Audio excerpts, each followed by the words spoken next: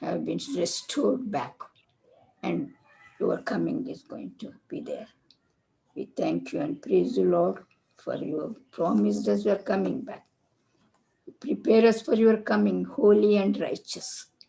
Lord, you are the one who will keep us holy. We may depend upon you, your word and prayer. We may spend more time with you.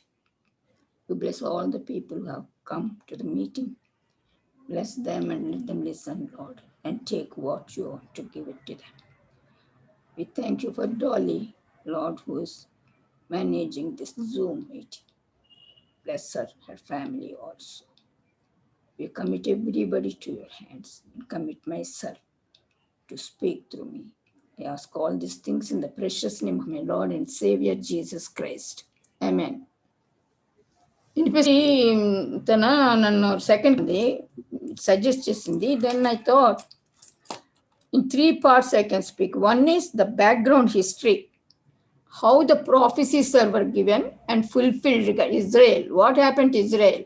How is restored and how he is going to come back. Then second is the Daniel 11th chapter, supposed to be a book of truth, that gives what all happening in the world and before the second coming.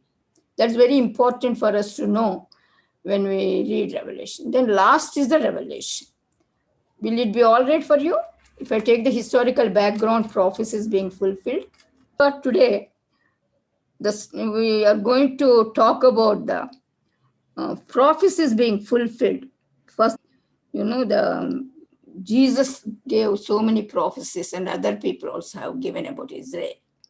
All the being for the first one prophecy is Luke 21, 20 to 24 verses. Luke 21, 20 to 24.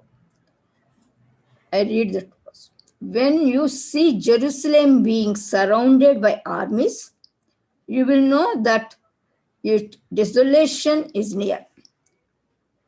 Then let those who are in Judea flee to the mountains. Let those in the city get out, and let those in the country not enter the city. For this is the time of punishment in fulfillment of all that has been written. They will fall by the sword and will be taken as prisoners to all the nations. Jerusalem will be trampled on by Gentiles until the times of the Gentiles are fulfilled. So that is a prophecy, how it is fulfilled. The Jews armies will be seized Jerusalem and destroy it. And it will be a terrible time of rage and revenge over Israel and its inhabitants. Revenge over Israel and its inhabitants. That is in the 22nd and 23rd verses in the same chapter. The Jews will fall under the edge of the sword and will be held prisoners of the removed. So these are the things, how they are fulfilled. The prophecy of Jesus is linked up with many other prophets in OT and Old Testament, and the earlier prophecies of worldwide dissipation of Israel. All these prophecies literally fulfilled during the year 70 AD. 70 AD. So with the details, they prophesied with about maybe more than 38 years after Jesus left. And, Jesus says, this is before the crucifixion, he says this prophecy. And also, it can be also connected with the tribulation period in the Revelation. So destruction of Jerusalem occurred. The first, second temple. The first temple was destroyed by the Nebuchadnezzar army. The second was the temple of Herodian. So the year of 70 AD is the most important and written prominent in the history of Israel and their city Jerusalem. In that year, Israel and Jerusalem were under the control of Romans, under the leadership of Judas of Galilee. Roman king was the Judas of Galilee. And 18,000 Jews rebelled. They didn't want the Romans to rule over them. So they rebelled. 18,000 Jews rebelled against Roman control, the Roman emperor at that time. So Vespasianus is the king's name. He gave his son Titus instructions when they rebelled. And they said they don't want him to rule them. And he instruction to suppress the rebellions in Jerusalem. So it was during this Passover celebration, Passover time, all the Jews will come to Jerusalem. We know all they have to celebrate it in Jerusalem, near the temple. So when Titus, together with 54,000 Roman soldiers, had come, surrounded and besieged Jerusalem. Jerusalem had walls and gates all closed. So they came and surrounded the Jerusalem to affect these Jews, but they could not enter because it was all closed. So 4 months they were around Jerusalem. So the Jews could not go out, nobody can come in. It was that situation. You can imagine 4 months. Here with COVID, we are so many months, we are almost like that, I suppose, but not that bad. We can move out and go out. So it was terrible time of fear for Jerusalem. Inhabitants, almost 3 million Jews, Israelites, were trapped within the walls of Jerusalem. Because all closed, they didn't want to open because they were surrounding it. And so they could not get anything. They were completely went into famine. Then the Jews started dying because they didn't have food and their diseases, nobody to treat them. So at that time, in the city, many Jews died. About thousands of Jews died. Usually when they die, they take them out of the city and bury them. So now they can't go out. So they threw them from the wall to the Kidron Valley side. So it started city walls, and when they were throwing it over the wall, 6 lakhs bodies, 6 lakhs Jews died. There were 3 million there inside, 6 lakhs died. So they threw all those bodies over the wall. And Josephus, the historian, wrote that the famine was so severe that the Jewish women slaughtered their own children or other children they caught hold of, slaughtered them, cooked them, and ate. And they gave some of the meat to the husbands who are looking on the city wall, who were guarding. That's what he says, here if you read it, they fall by the sword and trampled by the Gentiles. In the other prophecy, we can come into that. So they ate the children. That is in Deuteronomy 28:53. Deuteronomy 28:53. They have given this Lord prophesied 2,000 years before. And in Deuteronomy 28:53, Old Testament, because of suffering that your enemy will inflict on you during the siege, you will eat the fruit of your womb, the flesh of your sons and daughters, the Lord your God has given you. So that is the prophecy fulfilled here. Because they could not go out, famine is there, they killed the children and they ate them up. And then cries of terror was heard because of the outside there guarding, and they did not allow them to go out. And some of the parents, some of people found their children missing. They either killed their children or other children they catch hold of and died. And often the children were murdered, and robbery gangs who patrolled the streets looking for food, so they killed the children and ate them up. It's prophesied and it has fulfilled. These are the two things. Jesus prophesied these sufferings over Jerusalem on his way to Calvary, and the women of the city wept. When the women of the city wept, when he was carrying the cross, he stopped. He said, "Don't cry. You pray for says. He said a large number of women followed him, including women who mourned and wailed for him.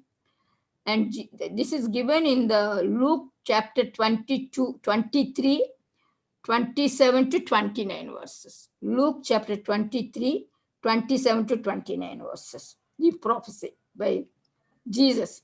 A large number of women followed him, including women who mourned and wailed for him. Jesus turned and said to them, "Daughters of Jerusalem, do not weep for me. Weep for yourselves and your children. For the time will come when you will say, Blessed are the childless women, the wombs that never born, uh, the wombs that never born, and the breasts that never nursed." So because the children are eaten up and killed, he gave that prophecy that time. Many Jews who could no longer, could no longer bear the anguish. They were so frustrated. They have nothing to do. They're inside and suffering without food and eating their children, and then many dying and thrown outside from the wall because they can't go out into the outside place in the city. So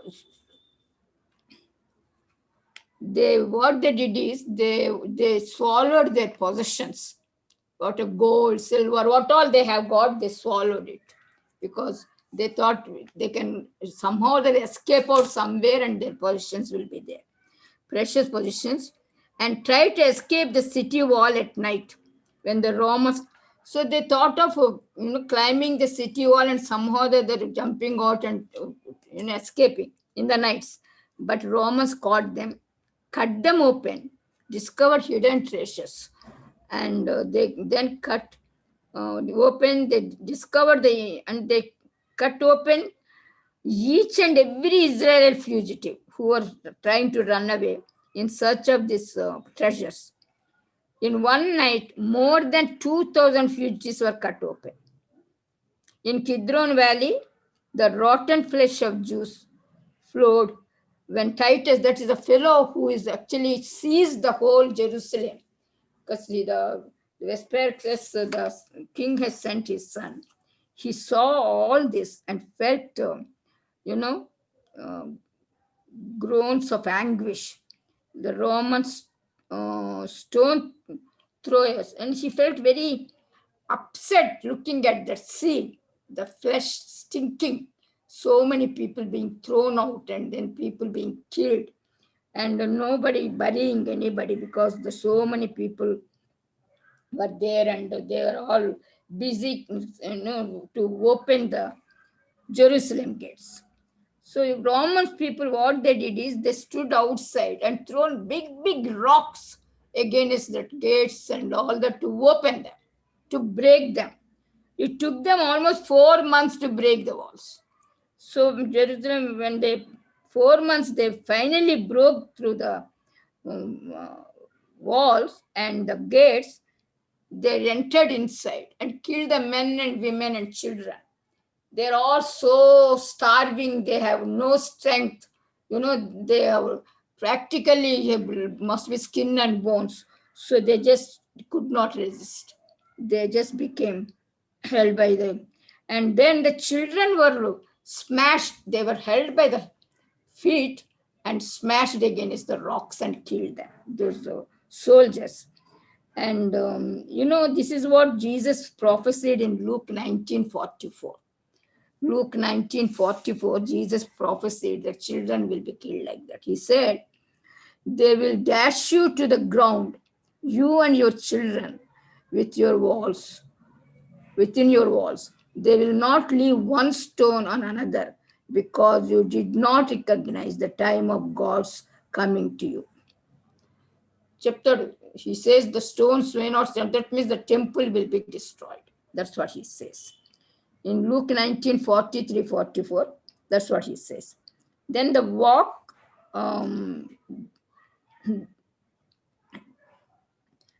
walls and floors of the city were fully covered with blood. The blood of Jews flowed in little streams towards the lowest lying gate and then out of the city. Thousands of Jews were crucified. Thousands of Jews were caught and crucified. Three, uh, 3 rows wide around the walls of Jerusalem. Approximately 1.1 million died. There are 3 million, 1.1 million died by that time. And after seeing all the bloodshed, Titus threw his arms in the air and said, "Let their blood not be on us."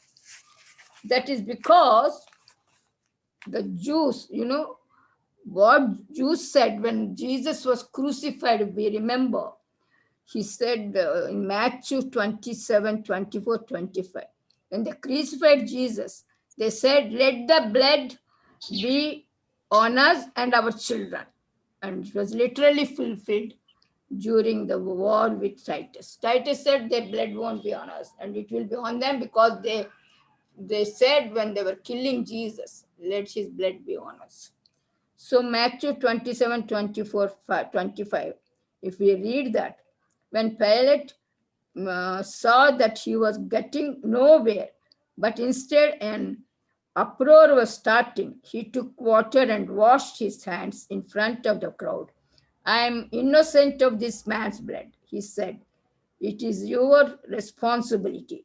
Then they said, all the people answered, "His blood is on us and on our children." So that was fulfilled. That was the one which was fulfilled. Then the city was burned down. When they killed those people, the city was burned down. And the beautiful temple, the first temple was destroyed by the Nebuchadnezzar. He is the commander.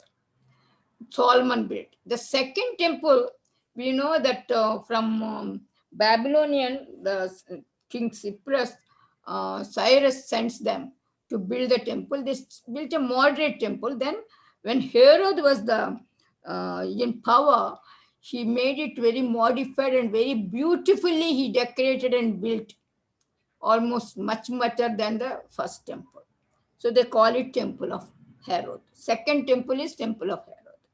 So the temple of that also, this about this temple, we know that 24 Matthew 24 second verse, Jesus prophecies. "Do you see all these things?" he asked. "Truly I tell you, not one stone here will be left on another. Every stone will be thrown down."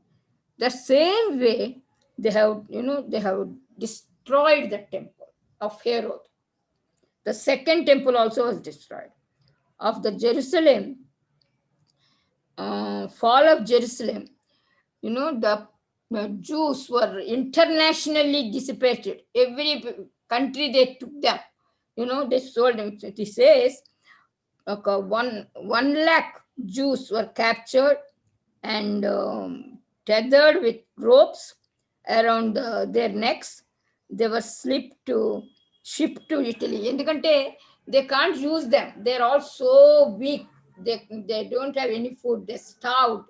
So they took them to different countries like Egypt, Italy, Egypt, Spain, Rome, where they were sold like slaves. Many people didn't want to buy them as slaves because there were no strength they had, and so too thin. No one wanted to buy them.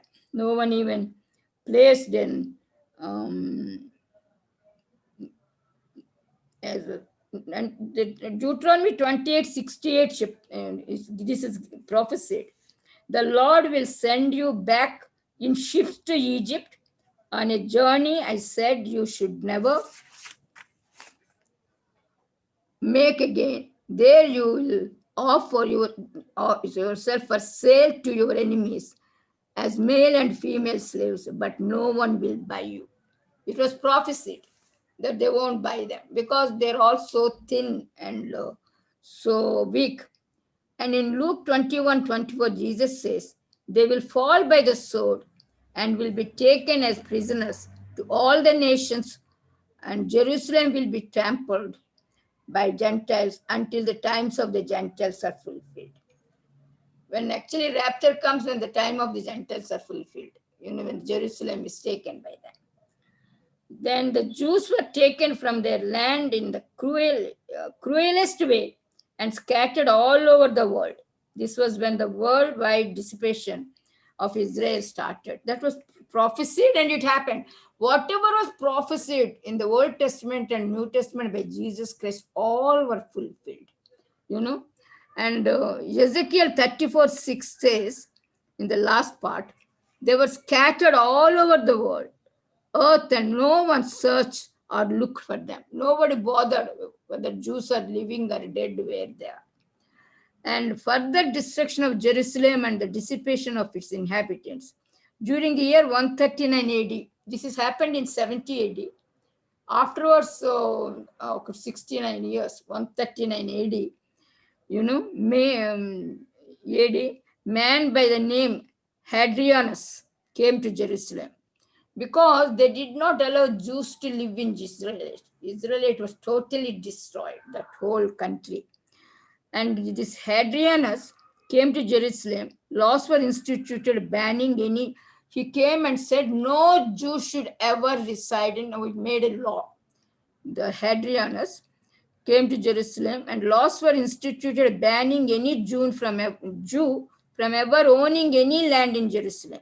They were also banned from the area and were not allowed to visit the area also. They cannot visit or they cannot reside in Israel. It means Jews were completely banned from their own country. They could not, enter. In 139 AD, this came to this Hadrianus. He brought a plow to Jerusalem. And brought the plow and oxen and plowed all over the area, just as the prophet Micah prophesied 900 years earlier. As prophet Micah said, he plowed and he wanted to raise the, crops. So that was prophesied. That also was prophesied in Micah 3:12. Therefore, because of you, Zion will be plowed like a field. Jerusalem will become a heap of rubble. The temple will be mound overgrown with thickets. Temple will become a mound, just destroyed, and all the thorns all will come up there. In the past 200 years, the Jews were chased, scattered. Wherever country they went, some of the countries killed them. They didn't like Jews. They're chosen by God. And when they disobeyed God, when He has given them this punishment, all the countries also killed them, many of them. In the past 200 years, the Jews were chased, scattered, persecuted, and hated, and murdered. They were unwanted and unwelcome. The following is evidence of how prophecies of next 400 years were fulfilled. So the Deuteronomy 28, 64, 68 says the persecution of Israel, we already read that 68 one, behind here, Deuteronomy is 21, Deuteronomy 28, 68. And so they were all fulfilled. How after this 70 AD, what happened? 100 AD, 10,000 Jews' throats were slit in one day in Damascus. Tokyo, Syria. And in 115 AD, 985 Jews' towns were destroyed and 580,000 Jews were killed. Always from that time, 70 AD onwards, they were killed. They did not want Jews to live. That's how it is. And in 5th and 6th and 7th centuries, thousands of Jews were killed in Europe. In the year 1096, the Roman Catholic Church declared Judaism as a sect and declared holy war against them. Roman Catholics were against the Jews and Christians. If we read through Roman Catholic history, They killed so many Christians and Jews because they were not really Christians. When we later on we'll see about Roman Catholicism. And at the end of 11th century, the Crusades came, and thousands of Israelites were chased with uh, horses into groups and trampled to death. Many in the Crusades they came, and these Roman Catholics, and they chased and killed many Jews. So all the time the death. Jews are not supposed to live on this earth. They wanted to just destroy all of them. You know, between 1275 and 1290, the Jews were forced out of England. A law was instituted on 1st November 1290 in England, that banned all Israelites from entering the country. No one was allowed to sell them or buy them. In the year 1298, 1 lakh Jews were killed in France, Bavaria, and Austria. Between 1340 and 1350, the Black Flu epidemic broke out in Asia and Europe. The Jews were blamed for bringing the Black Flu to them. And between 16, and then they killed them. Between 1648 and 1658, 5 lakh Jews were killed in Poland. And so there were many other similar examples recorded in the annals of history. We read the history. All the time, Jews, wherever they are, they were being killed because they did not want them to exist on this earth. They're God's people. They didn't obey him, and maybe he allowed their death to be killed. Inhuman hatred showed towards the Israelites during World War II. We all know Adolf Hitler. He's a Roman Catholic. Roman Catholics we have said that they declared that they're a sect. They should be killed. He's a very staunch Roman Catholic. So during the World War II, Adolf Hitler and Adolf Eichmann carted cattle trucks and trucks full of Israelites to concentration camps where gas, put the fire and they killed them, where approximately 6 million Jews. There is a big building Holocaust there in Israel. It's all their names and all the things, and they once a year they have that anniversary. So concentration camps where approximately 6 million Jews were executed in gas chambers. This mass murder of Israelites during Second World War became an industry in Germany. They killed them. They used their parts for business.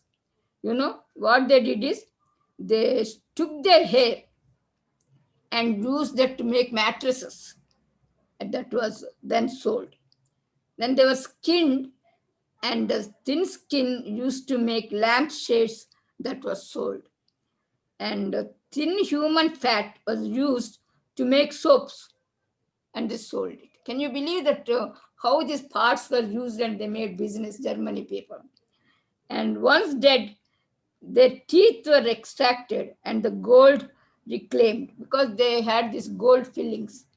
And then since the day of Titus, 70 AD, up until Adolf Hitler, 1945, 70 AD to 1945, that is the Second World War, they were hated, killed, and persecuted. The white bones of the nation are literally scattered all over the world. Therefore, the mere existence of Israel is one of God's men. So much they were killed, but still now Israelites are existing. They feel that is a God's miracle. Otherwise, so many killed, how they can come up again? So that's a God's miracle. Then that what happened is Theodor Herzl is a Jew with a mission to legally establish a national homeland for Israel in Palestine and to assist them to return to Israel. With this mission in mind, he established the Zionist movement with the first Congress held on 29th August 1897 in Basel, Switzerland. So one Jew felt they have left Israel. They did not allow them to visit and enter. He wanted to start again Israel to possess their country. So he started a movement in 1897 in Switzerland. He said there is a land without a people and people without a land. Israel had no people and people did not have a land. And in 1800 they had no home. For 2500 years they had no independent government. Still they existed as a nation with its own identity. Even though they did not have a nation, they all didn't stay together. They're all just here in different countries and they were killed. They still had the Israelite name existing, you know. And it remains a puzzle that no one can explain according to the Social Enabling Act, which is noticeable in the origin and existence of a nation. Israel had to be extinct, should be extinct by this time when they were killing them like this, you know but still they continue to exist as a nation with its own identity. Isn't it a miracle? God has made them to still continue. Just as the bush burnt without being able to burn itself out, the fire of persecution burned the past 2000 years without being able to eliminate them. 2000 years they went on killing them, but they could not eliminate Israelites. That's because of the Lord. The Lord still has plans and a goal for Israelites. Their covenants that were made with them by the Lord that will need to be fulfilled. God still needs to fulfill their promises. So God wanted to fulfill the covenant, so He still made them to exist as a So what's the time now? Okay. The physical and political. The physical, how did they recover again? How did the Israel come into existence? Actually, there was no Israel for 2000 years. They were killed any country they went. But still, miraculously, God made them to exist, some of the people. In the same way that prophets prophesied that God will scatter Israel across the world, prophecies were made that there would come a time when God would recover Israel from their worldwide dissipation and bring them back to Israel to recover nationally and politically. Once this happens, it will be a sign. So God said they will be dissipated all over the world. They will be killed, they will be destroyed, but He will bring them back and start Israel nation, and He will fulfill His covenant. And so Israel nation being started is a sign for the second coming will start all the things to happen. So that the end time is close. When they come back to their country, all the Jews from all over the world, it shows that the end time is close, that the return of Jesus is at hand, that God will turn them to fulfill the covenants, and that God is going to fulfill His end goal with Israel. For prophecies of Israel's return to their land, the hope of one day returning to that land burned in every Israelite's heart. It's something, we Indians, we want to go out and stay. Even though many are in America, they come to their country and they really spend money to develop their country. If you look at Israel, it looks almost like America. It's not like old Israel. It's prosperous now. Prophecies of Israel return. So the hope one day they felt that hope was there in their heart. However much they were persecuted and killed, the people who are living, they thought they will go to their land at one day, and was only realized in the 20th century. They coming back to Israel happened only in the 20th century. From 70 AD, they were completely in other countries killed and persecuted, all sorts of things. And, so Deuteronomy 30th chapter 44 verse, and Ezekiel 37:21, Jeremiah 38-10, as the prophecies were made. Deuteronomy 34th verse says, even if you have been banished to the most distant land under the heaven, from there with the Lord your God will gather you and bring you back. That's the prophecy made in Deuteronomy 30, chapter 40. Ezekiel 37:21, he says, and say to them, this is what the sovereign Lord says. I will take the Israelites out of the nations where they have gone. I will gather them from all around and bring them back into their own land. That is a promise God gave. Jeremiah 38:10, he says, in that day declares the Lord Almighty, I will break the yoke off their necks and will tear off their bands. No longer will foreigners enslave them.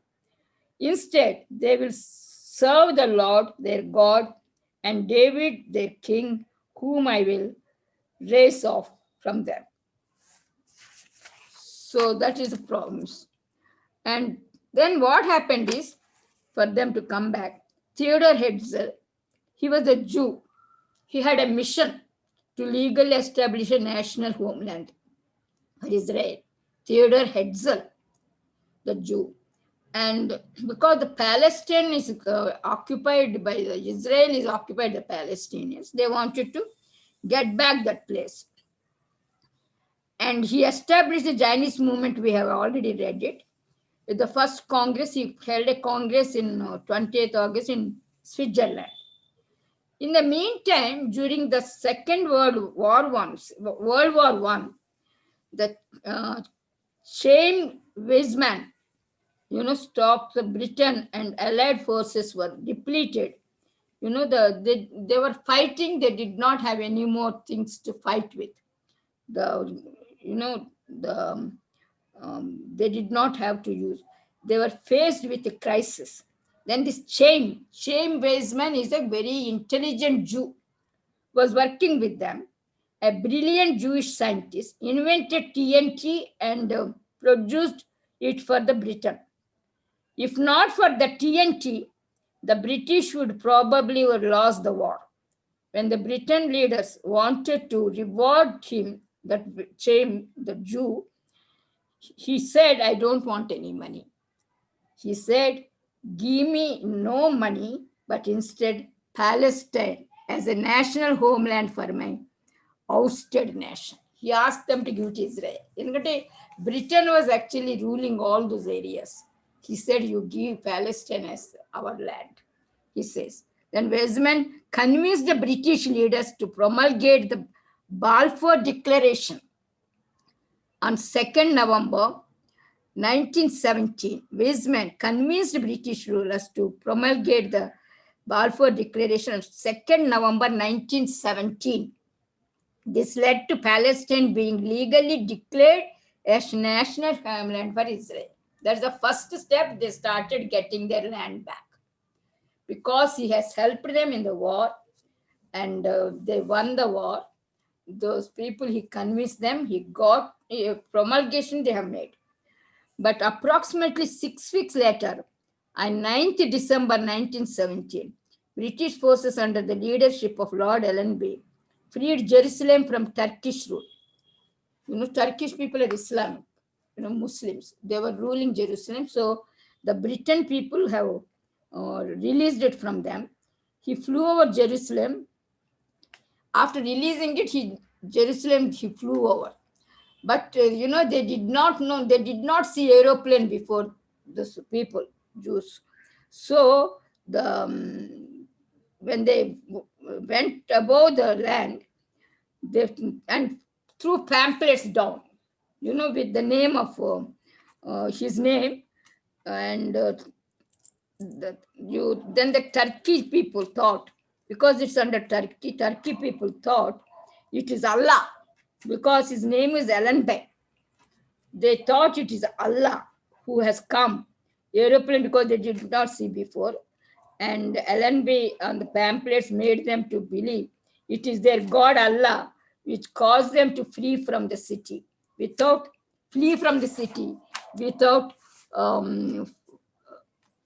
firing a single shot. Aeroplane, this Allenby was sending all the pamphlets, and they thought it's Allah came to destroy them, so they went away from Turkey. That's how they got the Turkey. Isaiah 31:5 says, like birds hovering overhead, The Lord Almighty will shield Jerusalem. He will shield it and deliver it. He will pass over it and will rescue it. Then the return of Jews started. At the end of the World War, the Jews started to return to their homeland. Their numbers increased. 1917, 25,000, 22, 83,000, 1932, 1,80,000, 1930. So many people, in spite of all being killed, so many people were still living in other countries.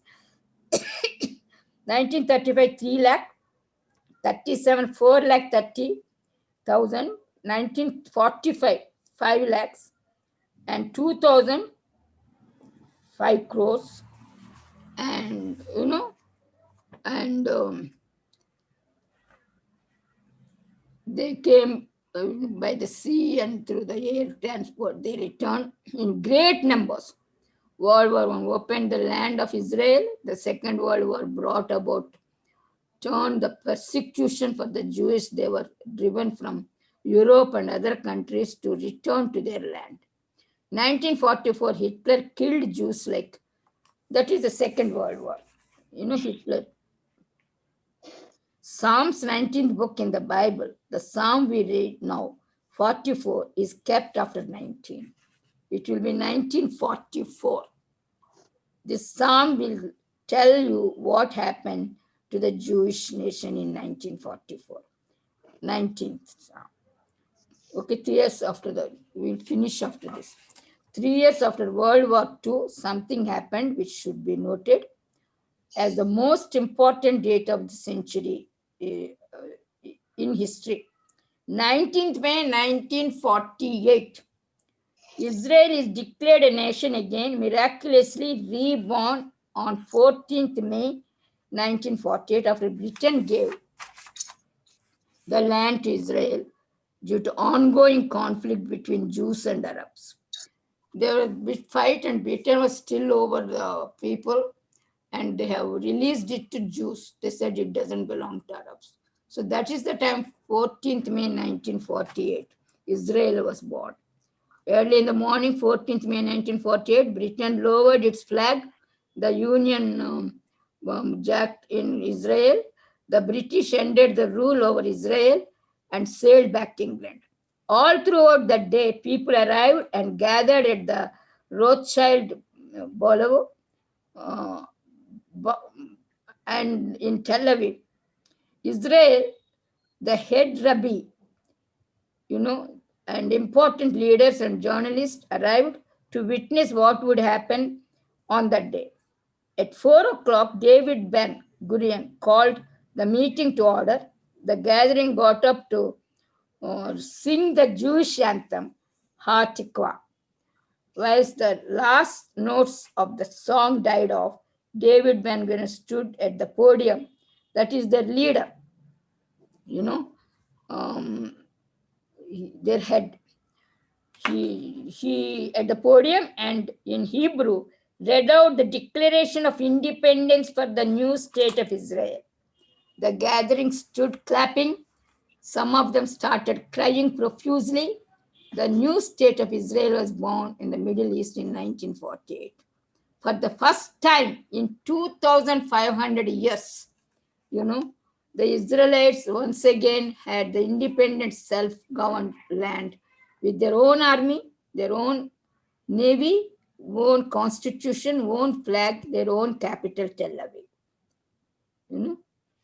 And in February 1949, United Nations has acknowledged the new country, and in May, some year, Israel became the fourth country, and in May, the same year, 1948, Israel became the 49th member of the United Nations. Palestinians and Arabs were not happy with these events. At this stage, Israel had made up only 30% of total population of Israel. The largest group was Palestinians, and they wanted the country for themselves. Okay, we'll see the next afterwards. So Israel, at one time, They didn't allow any Jew to enter the Israel country and not even visit. They practically wrote them off. They should not live. So everywhere they were killing them. But God kept them and He fulfilled the promise that they will come back and then He will return. So Jews returning back. In India, many Jews were there. You know, one girl did MD in Madras. Then she also, all of them, Kerala, there are very few Jews now in India. They have synagogues and all. And they all left. So some more people are coming now. Most of the countries, the Jews have returned and they settled in Israel. You know, and many people who are in America, they come, they spend their money to develop the country. They have such a lot of feeling for their country. So this is the thing what happened to Jews. Then first sign for the second coming of the Lord is the Jews returning. Okay. Thank you. Let us pray. Loving Heavenly Father, thank you and praise you, Lord, for speaking to us. Jews were really, because they were not obedient to you, you given them to the people. They were killed and they were, Lord, destroyed. There's not supposed to be any Israel state. But by miracle, you did wonder, Lord. You still maintained so many Jews, even though so many were killed, Lord. You have made them to live and to come back. The returning of the Jews will show us that your second coming will be coming soon. We thank you and praise you, Lord. Prepare us for your second coming. Make us holy and righteous. We may read your word and follow it. And we may pray and have communication with you. This 2021 supposed to be the Muslims going and taking Jerusalem, and then you will come and rapture your people. Lord, prepare us. Any moment you may come, we will be ready. We thank you and praise you for this time you have given us. Let's call this